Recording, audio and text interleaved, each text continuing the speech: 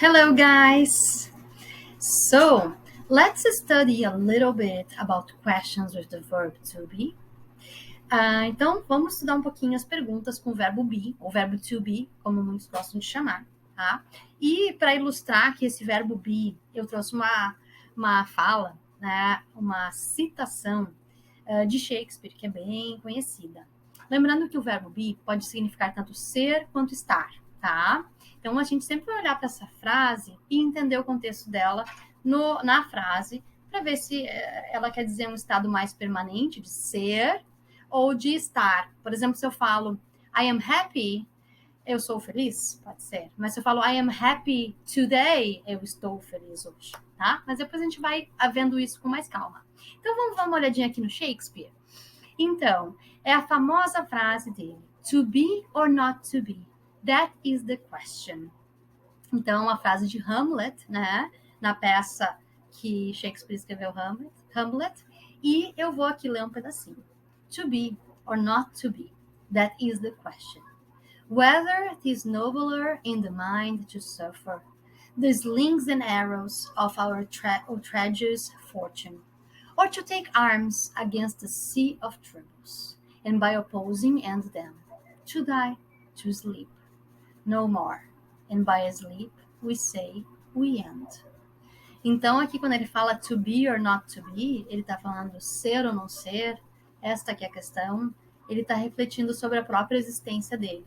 Se ele deve ser, existir, ou não ser, não existir. E por isso que ele termina falando ali. And by opposing and them, to die, to sleep. Né? Morrer, dormir.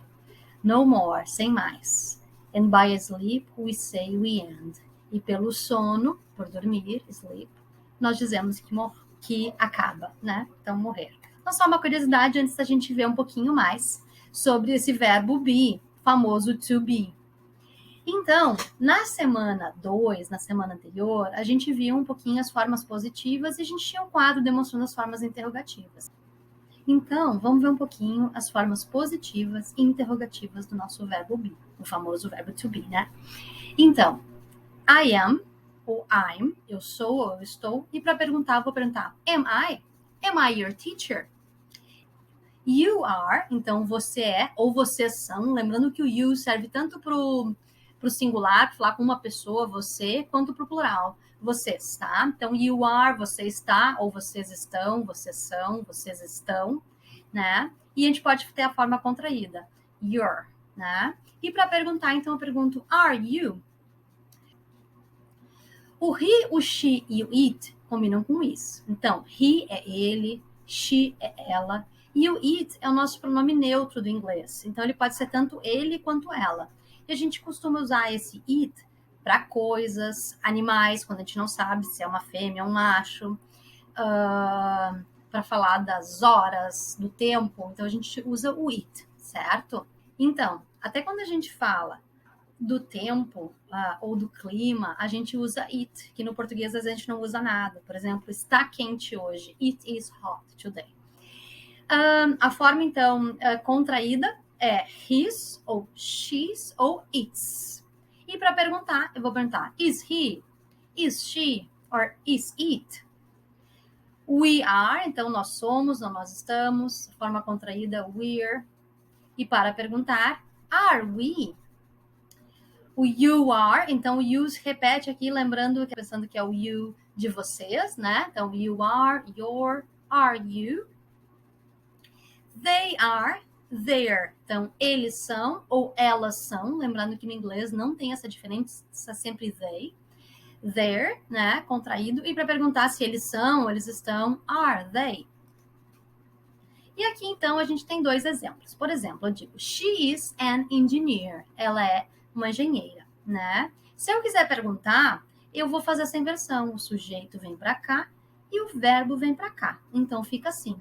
Is she an engineer? Is she an engineer? Ela é engenheira, né? Por exemplo, you are good students. Vocês são bons alunos. Se eu quiser fazer essa mesma pergunta, o are, então, pula aqui para frente. Are you good students? Pessoal, agora vamos dar uma olhadinha em como fazer perguntas usando as question words, ou os pronomes interrogativos. Então, a gente tem os pronomes que a gente viu na etapa anterior, né? Who, where, when, why, what and how. E a gente vai ver como colocá-los na pergunta agora. Então, vamos dar uma olhadinha como é que a gente faz as perguntas usando os pronomes interrogativos. A gente segue, então, a mesma regrinha que seguimos antes.